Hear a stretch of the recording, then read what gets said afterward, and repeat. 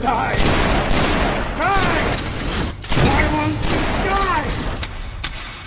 Why won't you die? Beneath this mask, there is more than flesh. Beneath this mask, there is an idea, Mr. Creedy. And ideas are bulletproof. So, YouTube has now started removing videos critical of them, publicly using the same community guidelines in which they state, "We encourage free speech and defend everybody's right to express unpopular points of view," as a reason to silence criticism directed at them. Having long failed to get a response from YouTube over its inability to correct mistakes or offer protection from users being subjected to harassment by such mechanisms as bot voting by a small number, I decided a more direct approach was required. The Achilles heel of YouTube is without question their advertising unit. You must have noticed the progressive spread of ads over YouTube. Given that YouTube is driven by profits, and that they make their profits off of adverts, this is the one channel of communication they cannot afford to make convoluted or intentionally difficult to use. They have to read these emails. It is essential to their financial survival of their profits. I had suggested that people write to YouTube via this mechanism. I timed the release of the video to be about 6 p.m. Friday Pacific Standard Time, to coincide with the YouTube staff going home for the weekend. Less than 12 hours later, the video was removed for community guidelines violations. Bullshit. Let's take a look at those guidelines, shall we, YouTube? Well, it's not porn, it's not drug abuse, gratuitous violence, shocking or disgusting hardly, it's not copyright, otherwise that would have been a DMCA issue. Then we come to the interesting stuff. We encourage free speech and defend everybody's right to express unpopular points of view. We do not permit hate speech, speech which attacks or demeans a group based on their race, ethnic origin, religion, disability, gender, age, veteran status, or sexual orientation, gender identity. Yeah, this is what I mean about the guidelines being so vague that anything could be a violation. But anyway, it's not that. It's certainly not hate speech, and this is certainly a free speech issue. Things like predatory behavior, stalking, threats, harassment, intimidation, invading privacy, revealing others' personal information, and inciting others to commit violent acts or to violate the terms of use are taken very seriously. Anyone caught doing these things may be permanently banned from YouTube. Harassment? Nah. This was encouraging users to voice legitimate concern. Personal information? Well, I did include Susie Ryder's name. But then again, this was on the video on her advertised channel. I gave away no information that wasn't the first thing that came up when you typed the information on her YouTube advertised video into Google.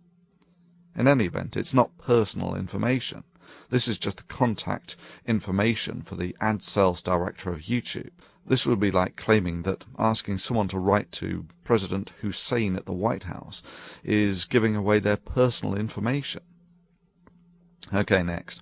Everybody hates spam. Don't create misleading descriptions, tags, titles, or thumbnails in order to increase your views. Well, it's none of those. It is not okay to post large amounts of untargeted, unwanted, or repetitive content, including comments and private messages. No, no, and no. I did none of these. I did not post large amounts of unwanted or repetitive content, nor is this spam. This was the YouTube community expressing its opinion to YouTube.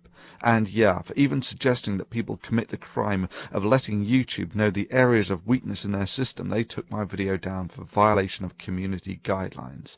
I call bullshit on that. This was a communal action targeted at the community organizers. Designed to be effective? Yes, of course. And the fact that YouTube threw their toys out of the pram less than 12 hours after the video was put up shows that it was. Legal? Absolutely. Within the community guidelines? Sure. No. This action would be more akin to a group writing letters to a government about the concerns they have. YouTube's response was the metaphorical equivalent of removing that person's freedom of speech for even suggesting the crime as vile as writing to the government about perceived weaknesses. The hypocrisy is further highlighted in that YouTube had no problems whatsoever when it was being used to organize protests against other organizations. However, when the protest was against YouTube itself and targeted the obvious Achilles heel of its advertising department, they threw a hissy fit. So much for all those pious words about we encourage free speech and defend everybody's right to express unpopular points of view. Sure, when I did this I knew it was a calculated risk. I just figured that YouTube regarded its corporate image more highly than to burst into tears and throw its toys out of the pram at the first sign of someone organizing a protest against them. Evidently I made a mistake. So what have we learnt from this? Well, firstly, YouTube has shown us that they get real pissy when you write to its advertised channel. The one channel of communication, it needs to be clear and easy to use. Secondly, YouTube's guidelines regarding encouraging free speech and defending everybody's right to express unpopular points of view does not extend as far as videos critical of YouTube or suggesting protests against it. Let me just conclude this by listing the second weakness of YouTube, just to make it explicitly clear. If you are one of the relatively few who has a big channel, then YouTube has you by the balls. You put a lot of work into it, and YouTube can shut you down at the flick of a switch.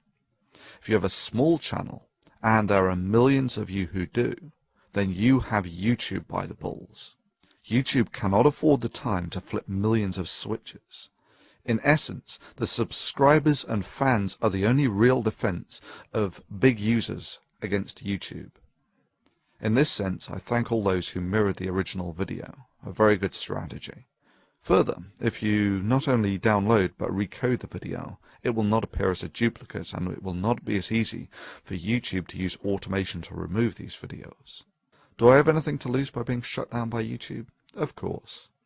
If you just take the 30 or so Why Do People Laugh at Creationist videos, and take into account the fact that they took about 2 working days on average to make, that's about average.